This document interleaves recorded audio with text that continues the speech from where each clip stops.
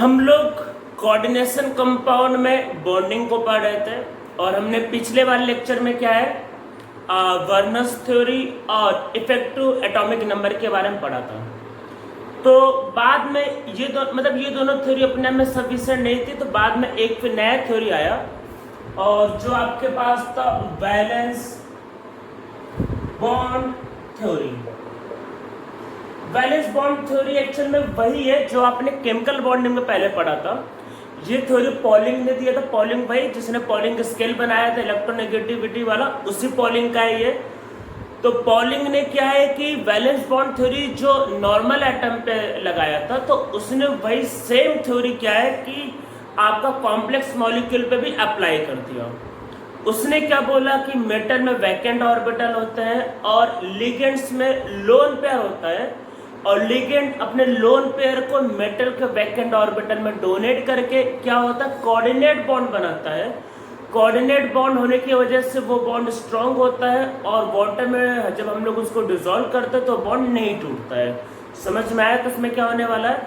तो मेटल के vacant orbital में क्या होगा, लिगेंड्स अपने लोन पेयर से कोऑर्डिनेट बॉन्ड बनाएगा। तो यहाँ पे फिर क्या बोला एक्चुअल में, तो मेटल के वैकेंट ऑर्बिटल में मतलब मेटल है, इसके पास एक वैकेंट ऑर्बिटल होगा और जो लिगेंड है तो लिगेंड के पास लोन पेयर होगा और इससे क्या बनेगा कोऑर्डिनेट बॉन्ड। ठीक है, कोऑर्डिनेट बॉन्ड बनेगा। अब कोऑर्डिनेट बॉन्ड आपको ये भी पता है कि अगर आप इसको हटाओगे तो यहाँ पे माइनस, यहाँ पे प्लस चार्ज भी आ सकता है।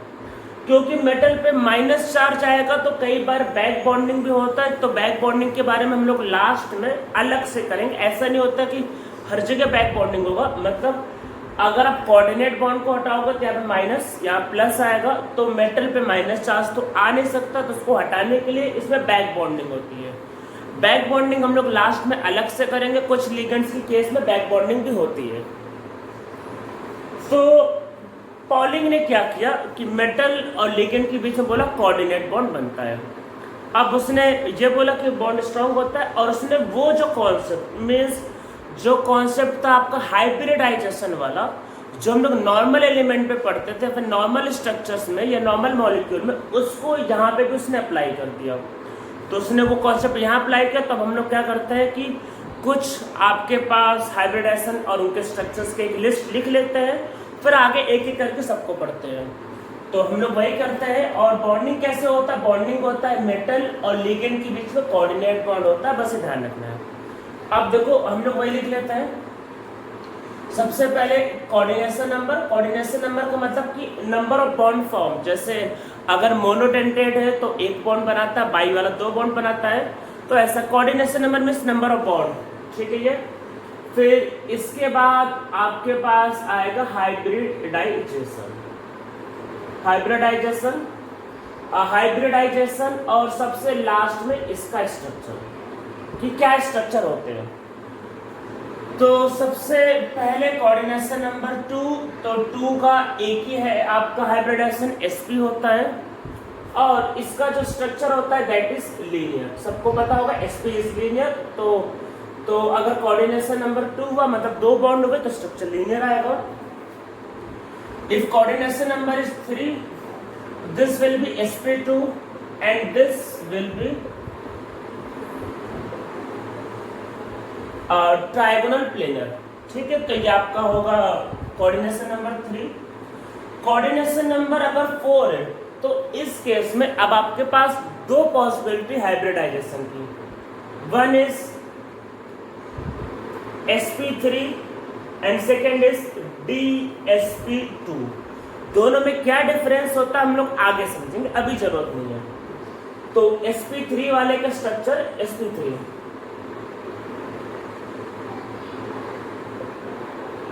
और टेट्राहेड्रल एंड sp2 वाले का क्या होता है, दिस इज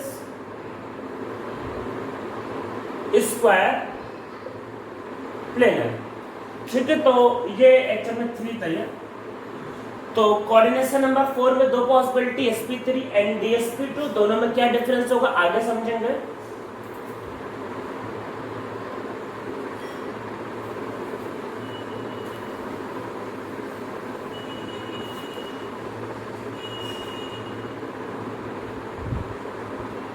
कोऑर्डिनेशन नंबर 5 में भी दो हाइब्रिडाइजेशन पॉसिबल है। One is sp3d and second dsp3। दोनों में भी क्या डिफरेंस है आगे समझेंगे। दोनों में से किसी का भी एक, जैसे sp3 का देखो, sp3 होता है टेट्राहेड्रल एंड dsp2 क्या होता है, स्क्वायर प्लेनर। वहां तो फिक्स, पर यहाँ फिक्स नहीं है। यहाँ पे आपके पास क्या है कि दो स्ट्रक्चर है possible. One is trigonal bipyramidal, या एक स्ट्रक्चर इसमें और पॉसिबल है, that is square pyramidal. Square pyramidal किसका क्या स्ट्रक्चर होगा, तो उसके लिए आपके पास कोई और इंफॉर्मेशन दिया होगा।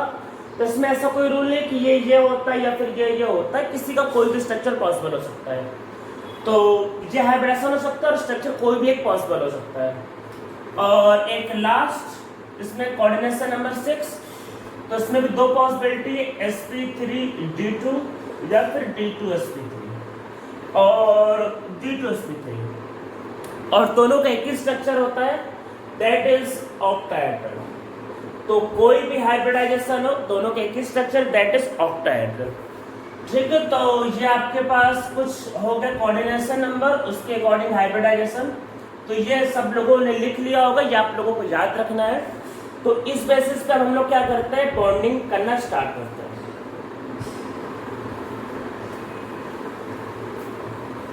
तो देखो सबसे पहले करते हैं कोऑर्डिनेशन नंबर 2। तो एक एक करके हम लोग सबको करते हैं कोऑर्डिनेशन नंबर 2। तो देखो एक्चुअल में है क्या कि जो कॉम्प्लेक्स जो मिलते हैं उसमें कोऑर्डिनेशन नंबर जो 6 है वो मोस्ट कॉमन है। 6 सबसे ज्यादा कॉमन है, मतलब कि अगर मान लो 100 मॉलिक्यूल है तो 100 में नियरली 60-65% में 6 होता है कोऑर्डिनेशन नंबर। 6 के बाद जो कॉमन है वो है 4। तो 4 और 6 को ही मिला के नियरली 95% मॉलिक्यूल होते हैं। बाकी coordination number 2, 3 and 5 are rare, तो वो ज़्यादा होते नहीं, तो उनके बहुत लिमिटेड एग्जाम्पल्स है। तो हम लोग इसलिए 2 के 1-2 एग्जाम्पल करेंगे, 3 का 1-2 एग्जाम्पल करेंगे। जो सारा फोकस करेंगे हम लोग 4 पे और 6 पे करेंगे। तो 4 और 6 मोस्ट ऑफ द मॉलिक्यूल का होता है और उसी पे क्वेश्चन भी आता है, क्योंकि इनके लिमिटेड एग्जाम्पल है तो इसमें ज़्यादा कुछ पूछ नहीं सकते हैं। तो हम लोग पहला करते हैं कोऑर्डिनेशन नंबर 2। अब इसको समझना, आप लोग बहुत ध्यान से देखना है।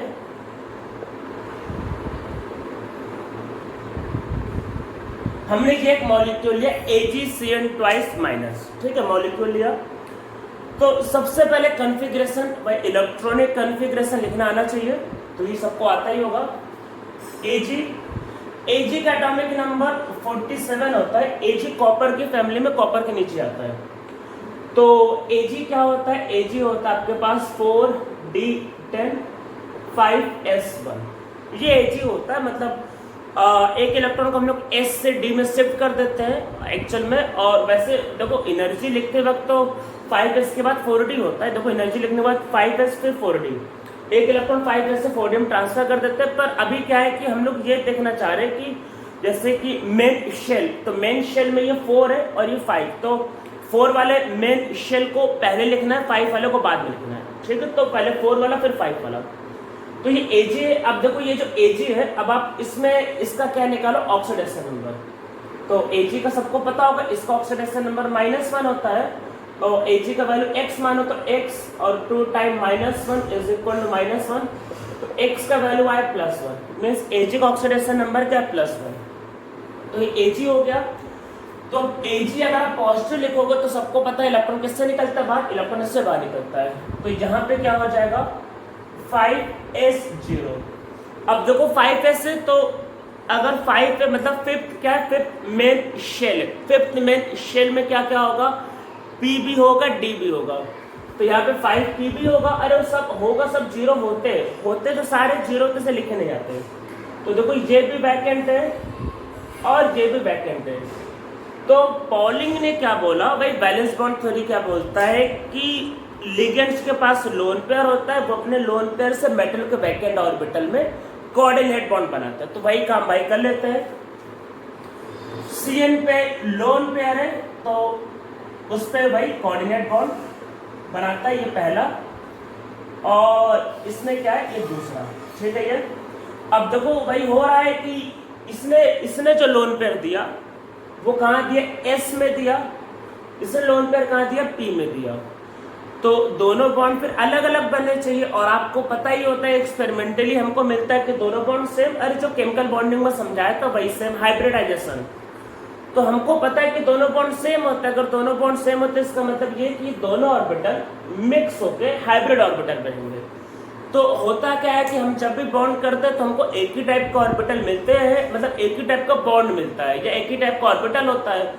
अगर एक ही टाइप का बॉन्ड है, एक ही टाइप का ऑर्बिटल है, तो इसका मतलब इनको हम लोगों को मिक्स करना होगा। तो मिक्स किसको करें, एक एस को और एक पी को। तो इसीलिए देखो ऐसा होगा, ये कैसा होगा, sp हाइब्रिडाइज होगा। स्ट्रक्चर देखो ऐसे लिखते हैं, Ag और Cn और ये Cl, ठीक, ये स्ट्रक्चर होगा।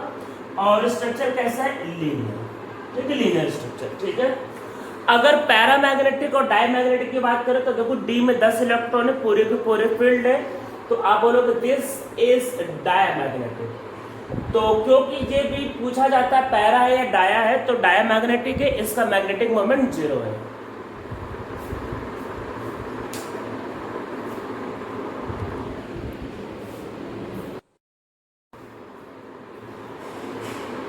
तो ये एग्जाम्पल सब लोगों को समझ में आ गया होगा। अब हम लोग आगे बढ़ते हैं। मैं कोऑर्डिनेशन नंबर 2 पे और कोई एग्जाम्पल नहीं करवा रहा क्योंकि ज़्यादा इंपॉर्टेंट है नहीं और ज़रूरत नहीं है। तो हम लोग क्या है कि 2 पे भी एक एग्जाम्पल करेंगे, 3 पे भी एक एग्जाम्पल करेंगे। ज़्यादा फोकस हम लोग करेंगे कोऑर्डिनेशन नंबर 4 एंड 6 पे, उस पर ही क्वेश्चन आते हैं, इसी के सारे एग्जाम्पल है। 2 पे और यही जो किया आपको 2 और कोई आए तो ऐसे कर लेना। और क्योंकि 4 और 6 को हम लोग बहुत डिटेल में करेंगे तो अब 2 और 3 को बहुत इजीली कर लोगे, आपको कभी कोई प्रॉब्लम आएगा ही नहीं। तो हम लोग अब सेकंड करते हैं, कोऑर्डिनेशन नंबर 3, कोऑर्डिनेशन नंबर 3 को। तो जैसे एग्जांपल लेते हैं,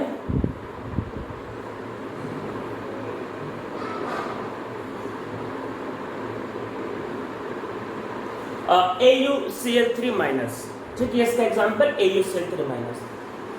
तो इसमें होगा कि आपके पास बल्कि इसको चलो 2 माइनस करते हैं, AuCl3 2 माइनस। तो Au का स्टेट आपके पास, अरे इसको x मान लो, इसको -1 मान लो, तो x 3 time -1 is equal to -2, x will be +1, ठीक है। और पीरियोडिक टेबल में क्या होता है कि सिल्वर के नीचे गोल्ड आता है, गोल्ड पीरियोडिक टेबल में उसी के नीचे है। तो फिर गोल्ड का जो कॉन्फ़िगरेशन है, atomic number gold is, gold का एटॉमिक नंबर 79 है।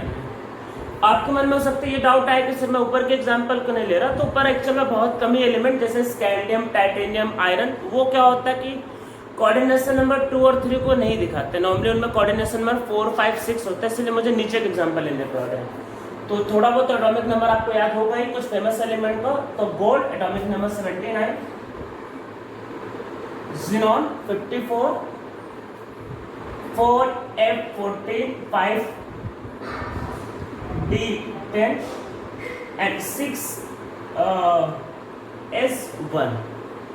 तो 54 और ये आपके पास 14, 68, 78 एंड 79, ठीक है। तो ये इसका configuration, charge +1, so this will B 0। तो ये 6S0 and 6P will be 0। 6S vacant है एंड 6P भी वैकेंट है, पूरा वैकेंट होगा। क्लोरीन है, तो क्लोरीन पे क्या होगा, क्लोरीन पे आपके पास वही लोन पेयर और -4, तो इससे कोऑर्डिनेट बॉन्ड एक यहाँ ऐसे, एक यहाँ पे और एक यहाँ पे।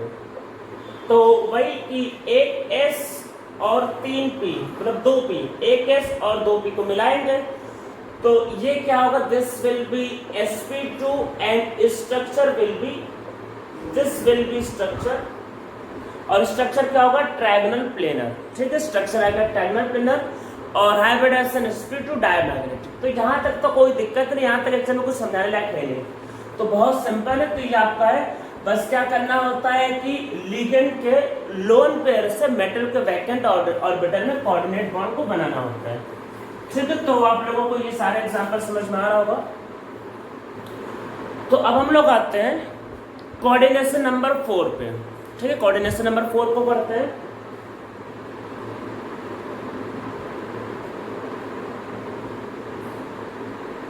Coordination number 4। तो पहला एक मॉलिक्यूल देखते हैं, NiCl4 2-, ठीक है, निकल Cl4 2-, ये एक मॉलिक्यूल, इसको देखते हैं। तो निकल का स्टेट निकालोगे तो इसको x मान लो, तो x अज्यूम कर लेते हैं, तो x और 4 time -1 is equal to -2, so x equal to +2। तो निकल का स्टेट कितना आ रहा है, +2, सबको समझ में आ रहा होगा। निकल का एटॉमिक नंबर 28 होता है, nickel atomic number 28, this will be Ar argon, and उसके आगे 3d8 एंड 4s2। पहले निकल एटॉमिक नंबर 28 ये होता है 3d8 4s2, ठीक है। ये निकल पे चार्ज +2 है, मतलब +2 चार्ज है, तो हम लोग उस पर करेंगे +2, जब +2 करेंगे तो 4s क्या हो जाएगा 0, ठीक है, 4s 0 हो गया। तो चलो 3d8 को भी ड्रॉ कर लेते हैं।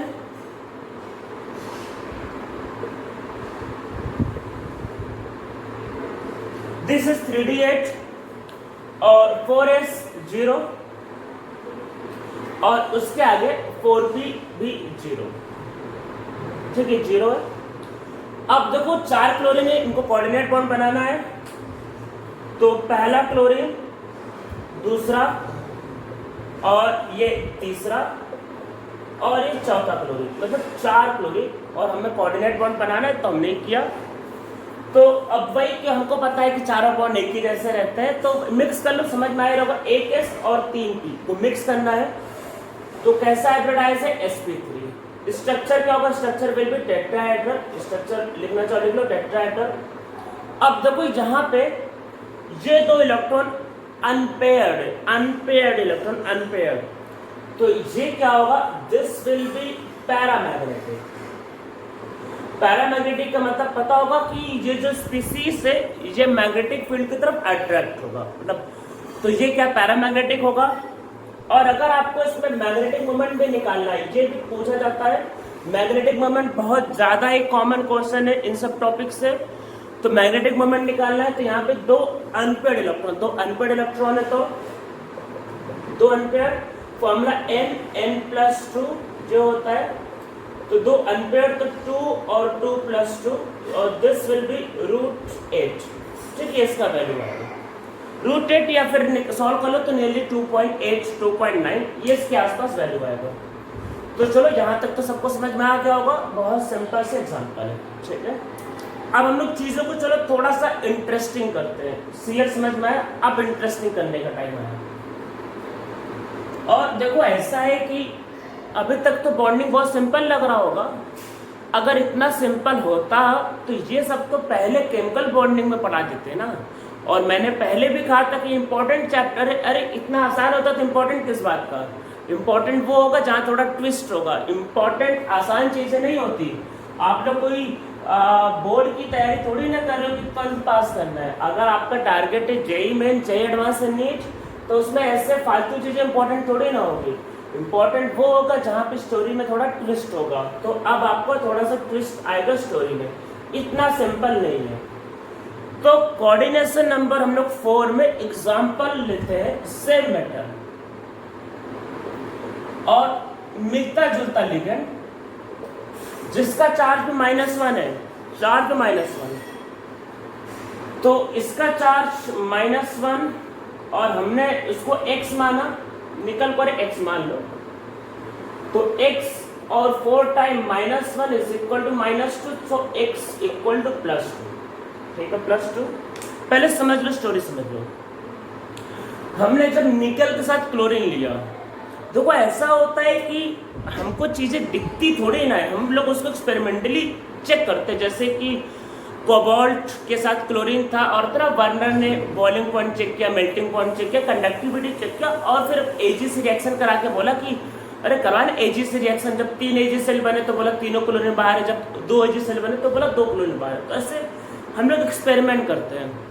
तो हम लोगों ने जब क्लोरीन वाले को लिया तो हमने देखा वो मॉलिक्यूल मैग्नेटिक फील्ड की तरफ अट्रैक्ट हो रहा है, तो वो कैसे था, पैरामैग्नेटिक। हमने इस मॉलिक्यूल को लिया और इसको देखा मैग्नेटिक फील्ड की तरफ कोई रिस्पॉन्स ही नहीं करा, मतलब उसको कुछ फर्क ही नहीं पड़ा।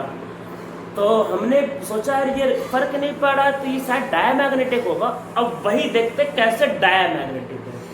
तो ये मॉलिक्यूल मैग्नेटिक फील्ड की तरफ कोई रिस्पॉन्स ही नहीं किया, तो अब समझते क्या होगा। तो निकल का स्टेट देखो +2, 3d8, 4s0, 4p0।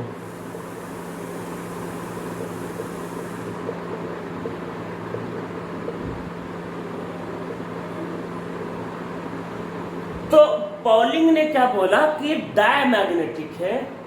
इसका मतलब ये हुआ कि यहां अनपेयर्ड इलेक्ट्रॉन नहीं है। अरे 3d8 करना था, इसका मतलब ये हुआ कि दोनों आपस में पेयर हो गए। तो पहले समझ लो, हमें मिला डायमैग्नेटिक, तो इसका मतलब सिंगल अनपेयर्ड इलेक्ट्रॉन है ही नहीं। तो पॉलिंग ने बोला कि इलेक्ट्रॉन पेयर हो गए, तो उसने इलेक्ट्रॉन को पेयर करा दी। ठीक है, अब देखो यहाँ पे पेयर करने के बाद क्या है, ये जो डी है वो खाली है। तो देखो ऐसा है कि ये 4 है, 4 और ये 3d, तो 4 के पहले डी आता है, 3d, तो मतलब डी इसके पहले है। तो अब देखो पेयरिंग कब करना है, कैसे करना है, वो भी देखते हैं। तो उसने फिर एक सीरीज बनाया लिगेंड्स का, किसका, लिगेंड्स का। और उसने बोला कि ये लिगेंड लोगे तो पेयरिंग हो जाएगा, और उसको बोला स्ट्रॉन्ग लिगेंड, और बोला ये लिगेंड लोगे तो उसमें पेयरिंग नहीं होगी, उसको बोला वीक लिगेंड। किस में पेयरिंग होगा किस में नहीं होगा अभी हम लोग समझते हैं। तो यहाँ देखो क्या होगा, Cn + Cn, तो Cn को पॉलिंग ने बोला कि स्ट्रॉन्ग लिगेंड है, वो इलेक्ट्रॉन को उठा के पेयर कर देगा। अब बोला सोचो पेयर क्यों करेगा, क्योंकि देखो पेयरिंग करने के लिए एनर्जी की जरूरत है, और एनर्जी उसके पास होगा जो स्ट्रॉन्ग होगा, तो ये इसको पेयर कर देगा। पेयर करने से ये खाली हो जाएगा, तो एक कम एनर्जी वाला ऑर्बिटल, देखो अगर आप इसको नहीं लेते तो आपको 4p यूज करना पड़ता ना। ये 4p और 3d में किसका एनर्जी भाई कम है, एनर्जी 3d का कम है ना। 4p और 3d में किसका एनर्जी कम है, 3d, तो कम एनर्जी वाला खाली मिल गया, इससे अच्छी बात क्या चाहिए। तो पेयरिंग करने से क्या हो, कम एनर्जी वाला मिल गया हमें ऑर्बिटल, जितना कम एनर्जी उतना ज्यादा स्टेबिलिटी। तो इलेक्ट्रॉन को पेयरिंग करने से कम एनर्जी वाला 3d खाली हो गया, मतलब 4p का हमें यूज कम करना पड़ेगा। तो अब इसमें क्या बोला कि जो Cn है, एक Cn यहाँ बॉन्डिंग करेगा, एक यहाँ करेगा, एक यहाँ पे और एक यहाँ पे। तो देखो पहले D है सीरीज में, फिर S और फिर P, ये ऑर्डर है ये। तो इसलिए पहले D फिर S फिर P, इसलिए होता है ये DsP2। तो ये आपके पास क्या है, DsP2 हाइब्रिडाइजेशन। इसका स्ट्रक्चर क्या है, स्क्वायर प्लेनर। तो स्क्वायर प्लेनर का मतलब क्या होता है, एक ही प्लेन में सारे। अगर एक प्लेन बनाना है तो भाई ऑर्बिटल मिलते जुलते लेने पड़ेंगे, ऐसे थोड़े ना कि x y z कुछ भी ले लिया बोले प्लेन में आया। अगर आप x y और z तीनों लोगे तो तीनों एक्सिस इन्वॉल्व हो जाएंगे। तो प्लेनर बनाना है ना ये आपके पास, ये क्या होता है, दिस इज स्क्वायर प्लेनर। तो प्लेनर तो देखो तब होगा जब एक ही एक्सिस के सारे ऑर्बिटल्स होंगे। तो यहाँ पे ऑर्बिटल्स क्या क्या होते हैं, यहाँ पे जो d जो लिया जाता है, याद रखना कि d जो मैं लिखने जा रहा हूँ पूछा जाता है। तो इसमें जो d जो चाहिए वो d होता है dx² - y², और p में होता है px और py। तो px py और dx² - y², तो सारे x और y एक्सिस के लॉन्ग ऑर्बिटल, इसलिए जो स्ट्रक्चर बनेगा वो बनेगा प्लेनर। dx² - y² लेना, इस बात को ध्यान रखना है। तो स्क्वायर प्लेनर आ गया। अब ये मॉलिक्यूल क्या है, ये डायमैग्नेटिक। यहां तक तो सबको समझ में आ गया। इसका मैग्नेटिक मोमेंट क्या है, 0। अब मैं कुछ टर्म बताने जा रहा हूं जो आपको समझना है, जो आपको पता होना चाहिए। सबसे पहले समझो, देखो पहले क्या था, पहले ये ऐसा था, पहले समझो पहले क्या था, ये ऐसा था, दो अनपेयर थे, तो इसका कुछ ना कुछ मैग्नेटिक मोमेंट होगा।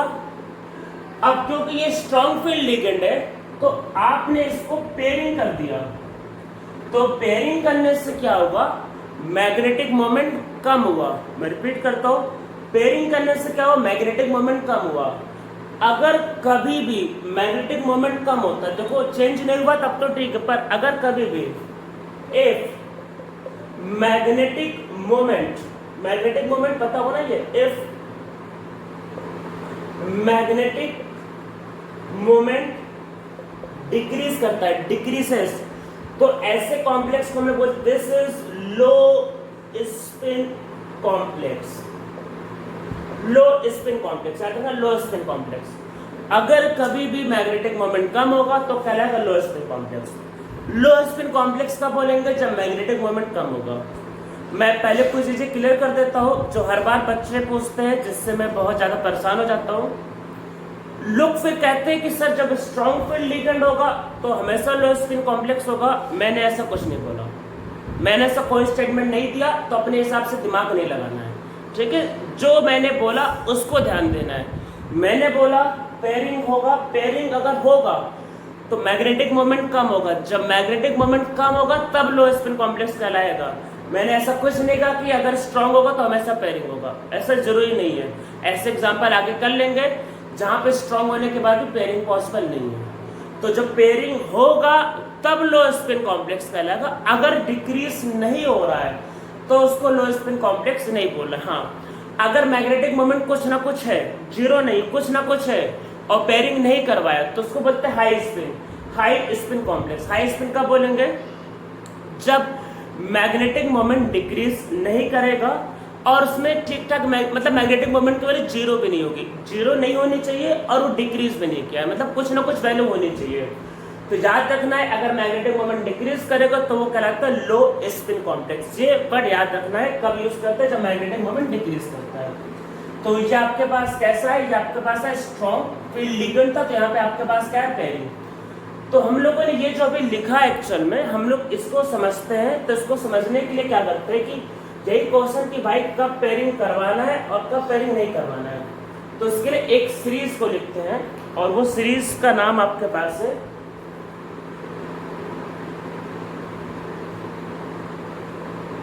Spectrochemical series. एक्चुअल में ये जो सीरीज जो है ये अगली थ्योरी में पढ़ाया जाता है, मतलब अगली थ्योरी का पार्ट होता है। तो लोग क्या करते हैं, वैलेंस बॉन्ड थ्योरी पढ़ा देते हैं और सीरीज अगले वाले थ्योरी में पढ़ाते हैं। उसकी वजह से बच्चा जो होता है, स्टूडेंट जो होता है बेचारा, पूरे वीबीटी में सोचता ही रहता है कब पेयरिंग करना है कब पेयरिंग नहीं करना है। तो इतना सस्पेंस क्यों बना के रखने का, चुपचाप एक सीरीज लिखते हैं, इसको हम लोग फॉलो करेंगे और बाकी सीरीज में पहले लिख लेते हैं और बाकी हम लोग सीरीज के बारे में आगे डिटेल में फिर से करेंगे क्रिस्टल फील्ड थ्योरी में। सीरीज लिखने से अभी से आपका कंफ्यूजन दूर हो जाएगा और आपको पता चल जाएगा कब पेयरिंग करना है और कब पेयरिंग नहीं करना है।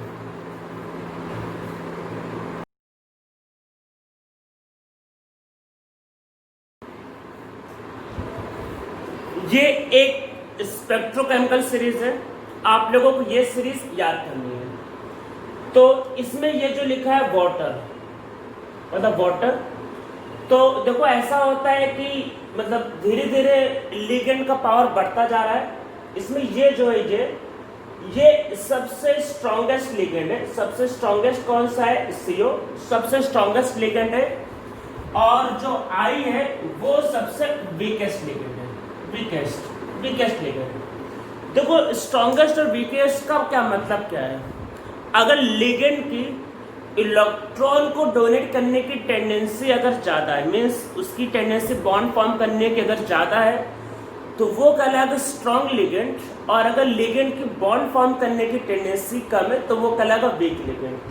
तो हम लोग जैसे जैसे आगे जाते हैं तो लिगेंड का मेटल के साथ बॉन्ड फॉर्म करने की टेंडेंसी बढ़ती जाती है। इवन आपको पता है होता है CO, आपके पास CO is very unstable gas, poisonous gas होता है। और इवन CO का शायद आपको पता होगा हमारी बॉडी में जो हेमोग्लोबिन होता है उसमें उससे बॉन्ड फॉर्म करने की tendency as compare to oxygen nearly 200 times ज़्यादा होता है।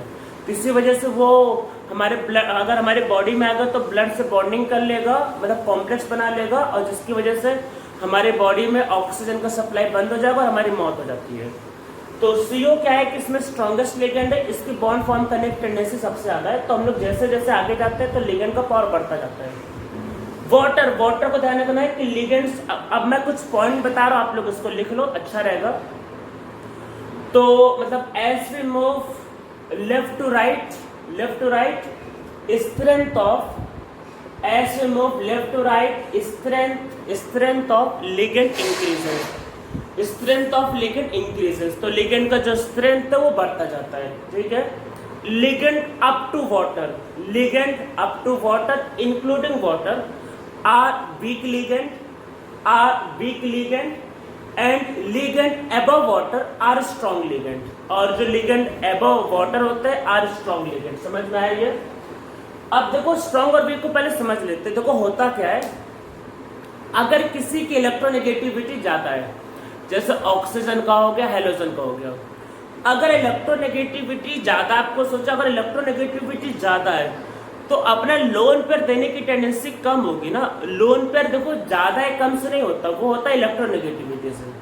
अगर किसी एलिमेंट की इलेक्ट्रोनेगेटिविटी ज्यादा है तो उसका लोन पेयर देने की टेंडेंसी कम होगी, तो वो नॉर्मली होगा वीक लिगेंड।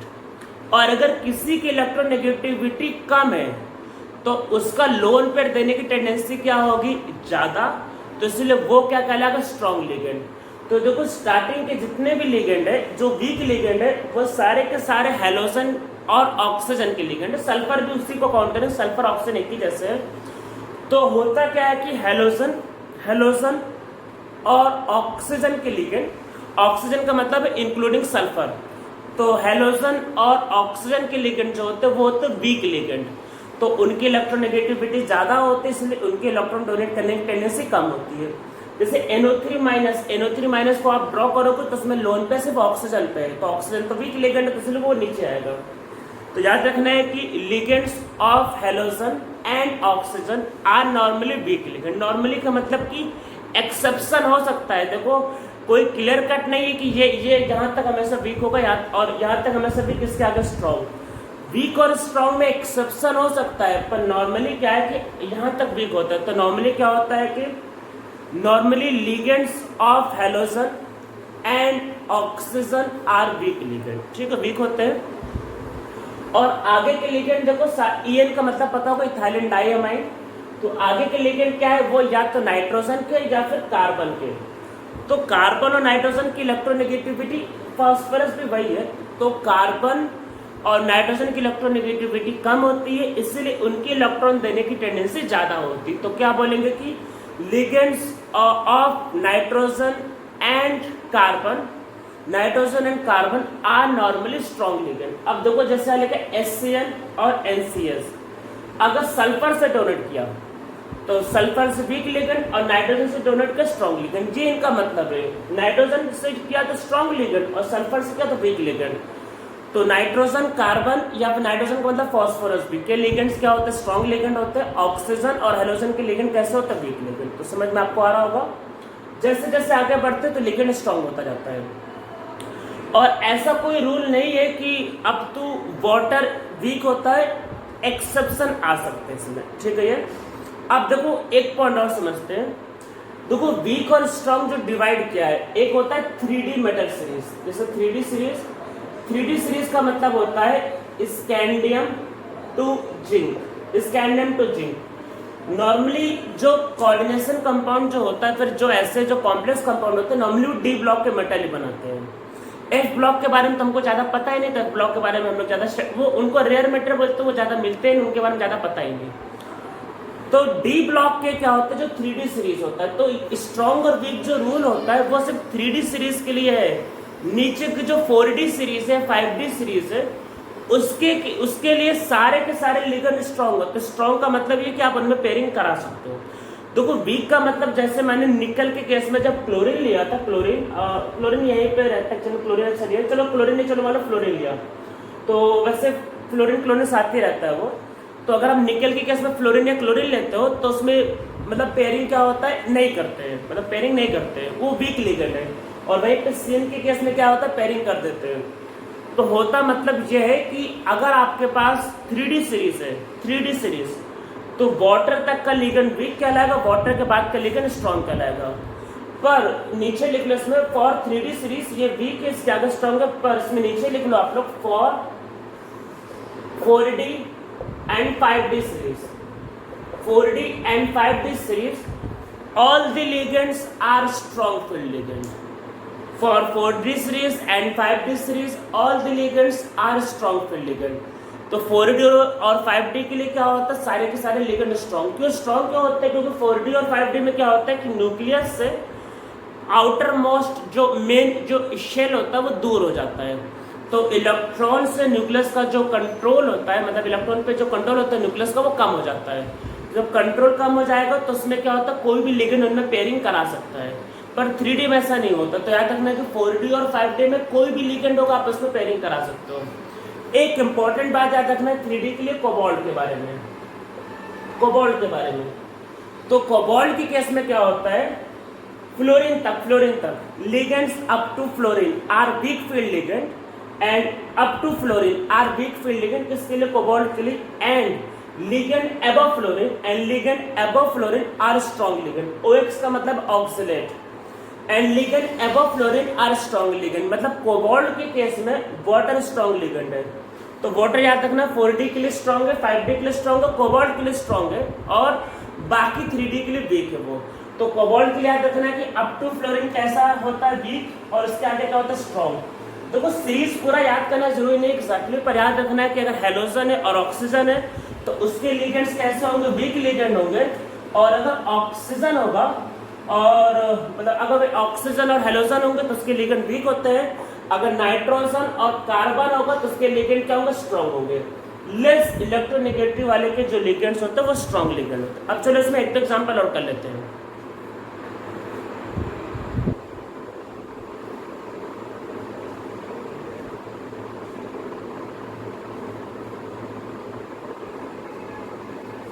ये एक एलिमेंट है तो इसको X मानेंगे और ऑक्सीडेशन नंबर +2।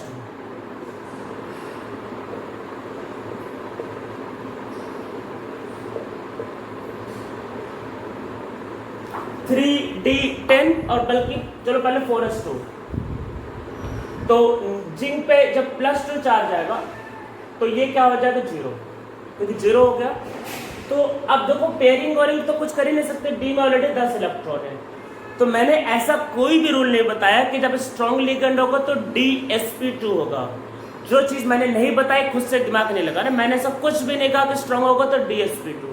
मैंने कहा पेयरिंग करना है, अगर पेयरिंग हो पा रहा है तो 10 से कैसे पेयरिंग करोगे, कोई कुछ होगा ही नहीं। तो ये वैकेंट और ये 4p0, तो एक यहाँ एक यहाँ और एक यहाँ। तो स्ट्रॉन्ग होने के बाद भी ये कैसा होगा, sp3, पर इसका जो मैग्नेटिक मोमेंट होगा वो होगा 0, और ये डायमैग्नेटिक है। वैसे इसको लो स्पिन कॉम्प्लेक्स से बोलेंगे, वैसे इसमें लो और हाई कुछ डिफाइन नहीं करते, वैसे इसको लो स्पिन बोलेंगे क्योंकि उसका मैग्नेटिक मोमेंट 0 है। जब कुछ है नहीं तो क्या बोलोगे, ठीक है। तो ये हो गया इसका स्ट्रक्चर, sp3 हो गया।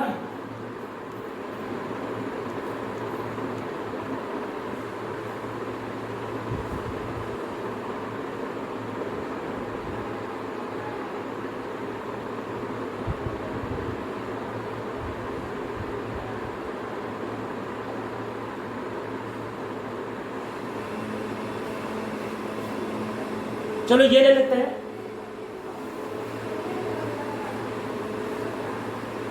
वेनेडियम H2O और 4, ठीक है। ये तो वेनेडियम का क्या होता है, वेनेडियम के केस में क्या होता है, एटॉमिक नंबर आपके पास मतलब क्या होता है, इसको चलो +2 कर लेते हैं, कोई दिक्कत नहीं, +2। तो एटॉमिक नंबर 23 तो +2 हो जाएगा ये, ठीक है। ये तो ये क्या होगा आपके पास, वेनेडियम Ar 3d3 और 4s2, ये होता है वेनेडियम, ठीक है। 3d3 4s2।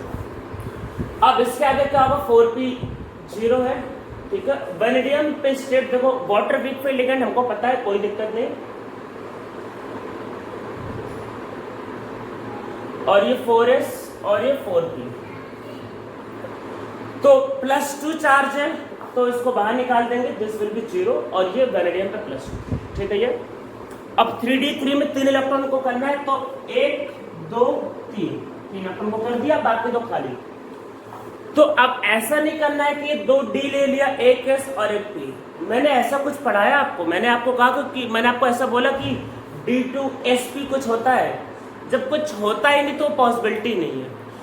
आपको कोऑर्डिनेशन नंबर 4 के लिए 2 ही चीजें बताइए, sp3 या DSP2। अगर अंदर वाला खाली है तो DSP2 लेना है, और अगर नहीं खाली तो sp3। इसके अलावा कोई पॉसिबल, और ये मैथ थोड़ी ना कि कुछ भी बना दिया कुछ भी चल रहा है। अरे एक मॉलिक्यूल का स्ट्रक्चर होगा, कोई बॉन्डिंग होगा, ऑर्बिटल का ओवरलैप होगा, ऐसे थोड़ी ना कुछ भी करते चलो सर 2 कर दो 3 कर दो, मजाक चल रहा, कुछ भी कर दो, ऐसे कैसे हो जाएगा? अरे एक का ही ले सकता है, स्ट्रक्चर नहीं तो बन पाएगा, स्ट्रक्चर ही पॉसिबल नहीं होगा, ऐसे थोड़ी ना कि कुछ भी मिला दिया।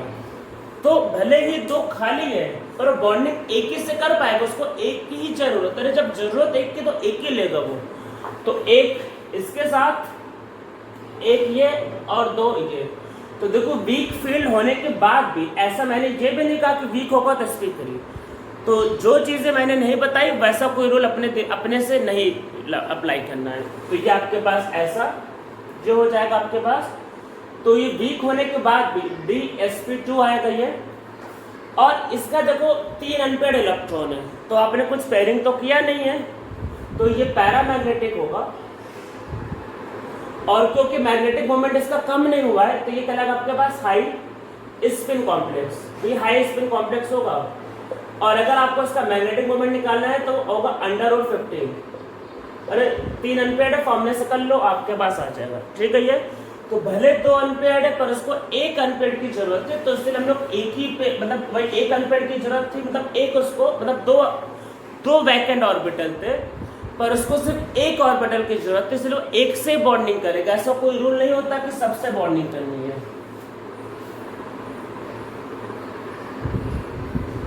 अब कोऑर्डिनेशन नंबर 4 का अगर केस आता है, अगर मान लो एग्जाम में आता है, तो एक मॉलिक्यूल ऐसा है कॉपर का 10 में से 7-8 बार तो वही आता है, मतलब कॉपर का केस।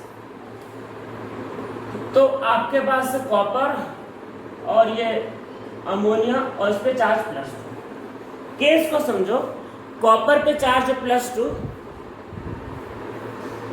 कॉपर पे +2 का चार्ज है, साथ में स्ट्रॉन्ग फील्ड लिगेंड, +2 का charge strong field ligand. Normally अगर कोऑर्डिनेशन नंबर 4 आता है तो कॉपर का केस आता ही है, मतलब बहुत ज्यादा कॉमन क्वेश्चन है ये। तो कॉपर पे +2 का स्टेट। तो अब देखो इसका ऑक्सीडेशन नंबर निकालोगे तो +2। ठीक है। और याद रखना है कैसा लिगेंड, स्ट्रॉन्ग लिगेंड।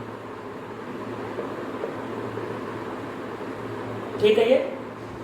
अब इसको देखो करते हैं।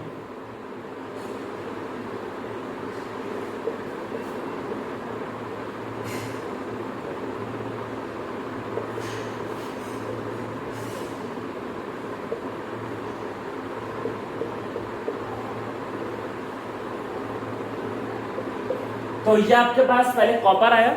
ठीक है। कॉपर +2, तो एक इलेक्ट्रॉन इससे बाहर निकलेगा, भाई एक इससे बाहर निकाल दो, 0 हो गया, और एक इससे बाहर निकाल दो, कितना हो गया 9।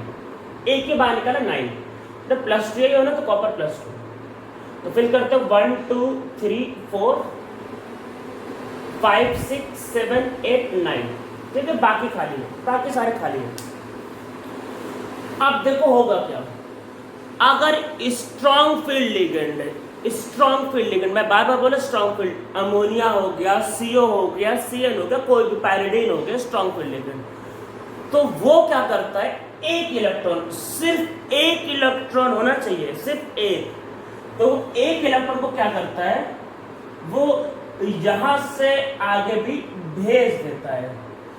तो अगर स्ट्रॉन्ग फील्ड लिगेंड है और एक इलेक्ट्रॉन मान लो फंस रहा है, जिसको बोलते ना मतलब गले की हड्डी फंस रहा है, प्रॉब्लम क्रिएट कर, सिर्फ एक इलेक्ट्रॉन होना चाहिए। तो एक इलेक्ट्रॉन गले की हड्डी बन गया, बॉन्डिंग में प्रॉब्लम क्रिएट कर रहा है। तो अगर स्ट्रॉन्ग फील्ड लिगेंड उसके पास पावर है तो वो उसको यहां से उठा के उसको आगे भेज देगा। तो आगे कब भेजोगे याद रखना है, पहला स्ट्रॉन्ग फील्ड लिगेंड होना चाहिए और सिर्फ एक इलेक्ट्रॉन होना चाहिए। और ऐसा नहीं होता कि सिर्फ कोऑर्डिनेशन नंबर 4 के लिए होगा, आगे 5 और 6 में भी करेंगे। 5 में तो नहीं करेंगे, 5 को इंपॉर्टेंट नहीं, 6 में काफी करेंगे। तो कब करते हैं, जब एक ही इलेक्ट्रॉन फंसे और स्ट्रॉन्ग फील्ड लिगेंड, तो स्ट्रॉन्ग क्या होगा, नीचे से आगे भेज देगा, तो अमोनिया लोगे, CN लोगे, ऐसा हो जाता है। तो इसी वजह से ये वाला कॉम्प्लेक्स इंपॉर्टेंट है। अगर आपको नहीं पता है तो आप इसको करो sp3, और अगर आपको पता है तभी आप बोलोगे DsP2। इसलिए एग्जाम को पॉइंट ऑफ व्यू से इंपॉर्टेंट है। मैंने इसलिए कहा अगर कोऑर्डिनेशन नंबर 4 का क्वेश्चन आता है तो ये काफी ज्यादा पूछा जाता है, ये स्पेशली मॉलिक्यूल, मतलब कॉपर का केस। तो एक इलेक्ट्रॉन लोअर ऑर्बिटल से हायर ऑर्बिटल में शिफ्ट हो जाता है अगर स्ट्रॉन्ग फील्ड लिगेंड प्रेजेंट होता है, तो सिर्फ एक, अगर 2 होता है तो नहीं करवाते। अभी आप देख लो, मैंने पीछे वाले एग्जांपल मैंने जिंक का लिया था Zn, मैंने लिया था ZnCN4, CN इससे स्ट्रॉन्ग लिगेंड है, पर मैंने 2 को आगे नहीं भेजा। तो 2 इलेक्ट्रॉन आगे नहीं भेज सकते, याद रखना 2 को आप आगे नहीं भेज सकते। तो कितनों को भेजना, सिर्फ आगे एक, सिर्फ एक को भेज, मतलब, और भेजना कब है, अरे जब फायदा हो। अगर ऐसा नहीं कि अब आपको स्ट्रॉन्ग दिखा तो भेजो भाई भेजो, ऐसा मैंने कुछ नहीं बोला। इसको स्ट्रॉन्ग है, इसको एक ऑर्बिटल चाहिए था, एक स्ट्रॉन्ग एक ऑर्बिटल चाहिए था DsP2 के, एक ही इलेक्ट्रॉन था जो प्रॉब्लम क्रिएट करा था, उसने उसको आगे भेज दिया। जब जरूरत नहीं, जैसे हमने निकल के केस में भेजा, आगे नहीं भेजा। निकल के केस में क्या किया, पेयरिंग किया। तो पेयरिंग भी कर सकते हैं, अगर प्रॉब्लम क्रिएट करेगा तो आगे भी भेज सकते हैं। तो मैंने जो बता आपको समझ में आ रहा होगा, एक ही इलेक्ट्रॉन को आप आगे भेज सकते हो, अदरवाइज नहीं। तो अब ये देखो खाली होगा, तो एक ये और ये खाली हो गया पूरा, तो कैसा हाइब्रिडाइज है, DsP2, ठीक है, DsP2 हाइब्रिडाइज है ये। और बाकी लिखना चाहो स्क्वायर प्लेनर स्ट्रक्चर लिखना चाहो, जो लिखना चाहो। एक अनपेड इलेक्ट्रॉन है, तो अनपेड इलेक्ट्रॉन एक था और वो है, तो उसमें कोई चेंज नहीं है, मैग्नेटिक मोमेंट जो था वही सेम रहेगा, कोई चेंज नहीं, ठीक है। बाकी सब चीजें लिख लेना। DsP2 ध्यान रखना, DsP2 very very important example, ये DsP2 होगा।